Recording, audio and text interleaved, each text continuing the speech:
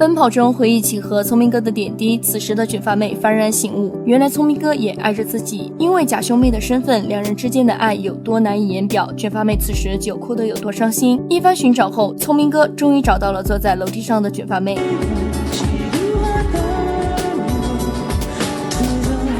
被问到刚才为什么跑，卷发妹笑着说，大概是暂时性的精神失常。看到这样的卷发妹，聪明哥强忍着对她的心疼，狠下心将真妹妹已经死去的消息告诉了她。在明天的创社纪念日后，她将会是自己真的妹妹，但已经知道聪明哥也同样爱着自己。此刻的她也承受着巨大的痛苦，卷发妹此刻只想要替她承担所有，表示自己愿意接受假表妹的身份，这是她上辈子修来的福气。在这个暴风雨来临前的夜，各怀心事的四人。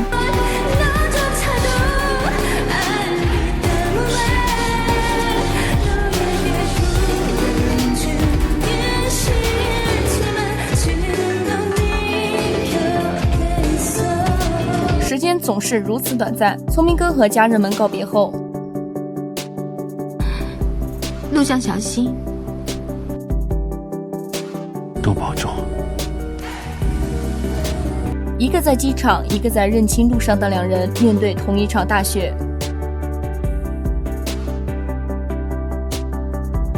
想到卷发妹曾说过，在下雪的时候，可不可以暂时把我当作是真正的周幼玲，而不是假表妹？人往往在离别时才发现自己真正想要的是什么。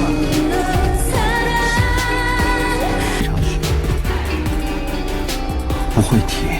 此时所有人都已经到达酒店，想到马上要独自面对的卷发妹，正暗自给自己打气。被一把拉住的卷发妹此时惊讶万分。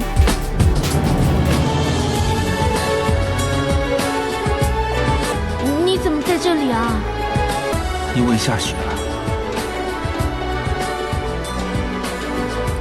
于是看到这一幕的两人眼睁睁看着他们一起逃走。你有没有考虑后果？卷发妹的突然消失让会场一片大乱，车上趁着头脑发热就一起逃跑私奔的两人，此刻却在相互推锅，闯下了大祸要谁去收拾？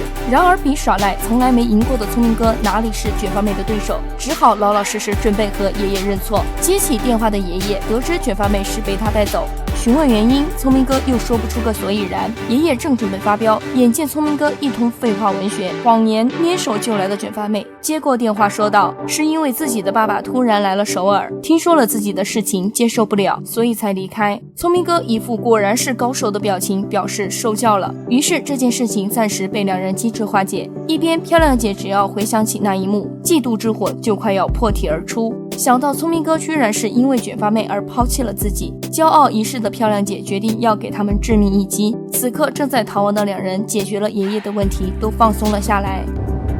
你就这么喜欢我啊？看到这惊慌失措的小眼神儿，卷发妹莞尔一笑。死鸭子嘴硬的聪明哥不想看到卷发妹嘚瑟的表情，表示回来是因为不想分他一半的财产。眼见卷发妹的嘴角肉眼可见的垮了下来，知趣的聪明哥将车立马停在了路边，认真的表达了自己的真心。说完试探着问卷发妹，不是吗？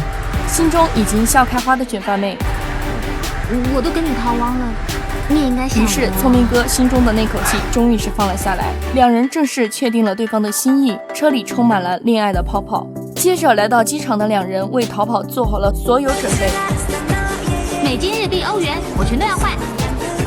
在收好了所有物品后，下次不论你想去什么地方，我们都一起去。深知逃亡只能到这儿，现在需要回家收拾残局的两人相视而笑。聪明哥牵起了卷发妹的手，承诺今后一定不会再放开。回到家的聪明哥终究是没逃过爷爷的一顿输出。第二天，一家人整整齐齐讨论关于卷发妹的婚事。爷爷表示，只要从法律意义上将卷发妹的户口迁回来，徐女士就同意卷发妹和帅气男的婚事。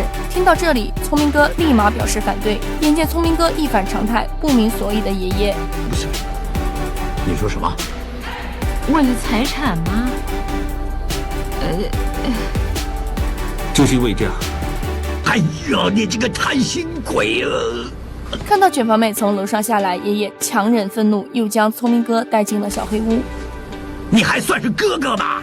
听到屋内传来爷爷愤怒的咆哮声，卷发妹担忧不已。只要分一点点给幼玲，要分给他。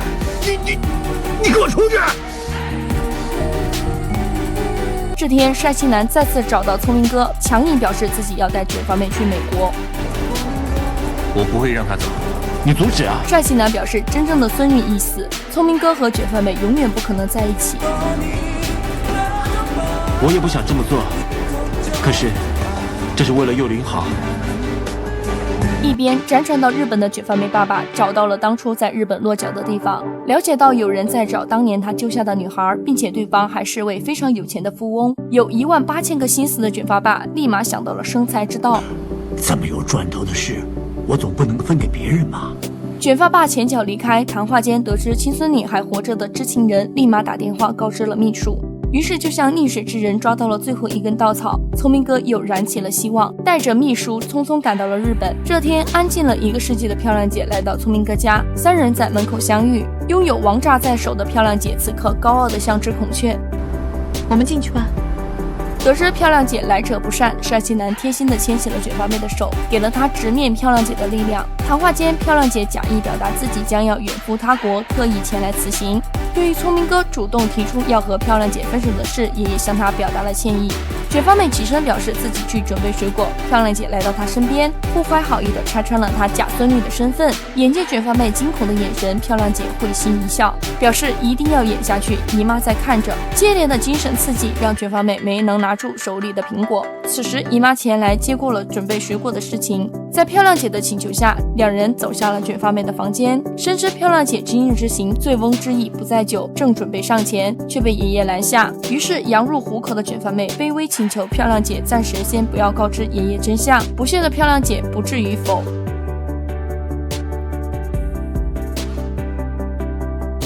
然而不经意间看到水晶球的那一刻，漂亮姐终于是明白了一切。原来聪明哥早就爱上了卷发妹，彼时自己就像一个小丑。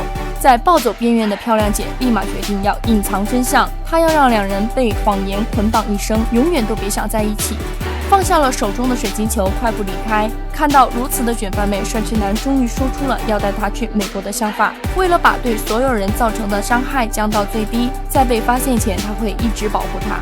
一边来到日本寻人的聪明哥，从知情人字里行间的谈话中了解到了新的线索，于是又开始了调查。而此时的卷发爸已经知道了寻人的金主叫薛公灿，已经通过酒店名字找了过来。不巧正好遇见了漂亮姐，立马上前搭讪。以为是粉丝的漂亮姐一开始并不想理睬，勉强一笑。在卷发爸神神秘秘说出了有关聪明哥正在找孙女的事情后，立马将人领到了自己的工作室。一心只想搞钱，丝毫不知自己女儿和聪明哥之间关系的卷发爸说出了亲孙女当年被自己和卷发妹救活的全过程。在被要求不能把这个消息再告诉任何人，包括自己的家人后，如愿得到了一笔丰厚的报酬。在一番调查后，聪明哥也知道了真孙女还活着的消息。第二天匆匆赶回首尔，准备将这个好消息也告诉卷发妹。然而经过了昨天的事情，卷发妹决定接受帅气男的提议，和他去美国，但是自己不会和他在一起。拿着最终的调查结果，漂亮姐找到聪明哥做最后的挽留，然而却再一次被拒绝。